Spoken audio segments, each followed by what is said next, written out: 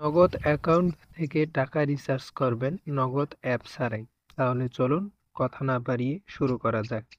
তো এক্ষেত্রে আপনাকে প্রথমতই যে কাজটি করতে হবে তা হলো আপনার মোবাইল ফোনের যে কলিং অ্যাপ্লিকেশনটি আছে সেটি ওপেন করে নেবেন। ওপেন করে নেওয়ার পর এখানে আপনি ডায়াল করবেন *167#। তারপর আপনার যে নাম্বারে নগদ অ্যাকাউন্ট থেকে টাকা রিচার্জ করতে চাচ্ছেন সেই নাম্বারটি সিলেক্ট করবেন।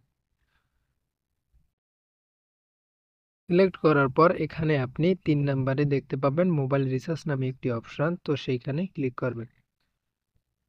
তো ভিডিওটি অবশ্যই মনোযোগ সহকারে দেখবেন, তা না হলে ভুল হলে আপনারই টাকা রিচার্জ নষ্ট হয়ে যেতে পারে। এখানে 5C আমি যেহেতু এখানে গ্রামীণ সিমে টাকা রিচার্জ করব তাই আমি গ্রামীণ সিলেক্ট করলাম। তারপর সেন্ডে ক্লিক করলাম। তারপর এখানে 1 সিলেক্ট করবেন। তারপর সেন্ডে ক্লিক করবেন।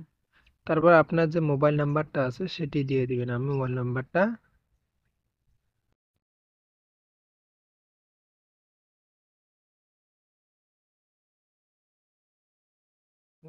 দেওয়ার পর এখানে সেন্ডে ক্লিক করবেন।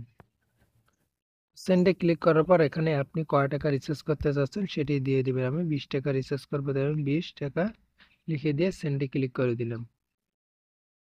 তো এখানে আপনার যে পিনটা আছে সেই পিন নাম্বারটি আপনি এখানে দিয়ে দিবেন।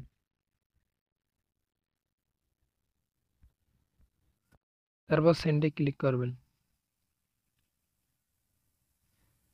এই দেখেন আমার টাকা রিচার্জ সম্পূর্ণ হয়ে গেছে। এভাবে আপনি কাজটি সঠিকভাবে সম্পূর্ণ করে নেবেন। আশা করি ভিডিওটি আপনার অনেক উপকারে আসছে।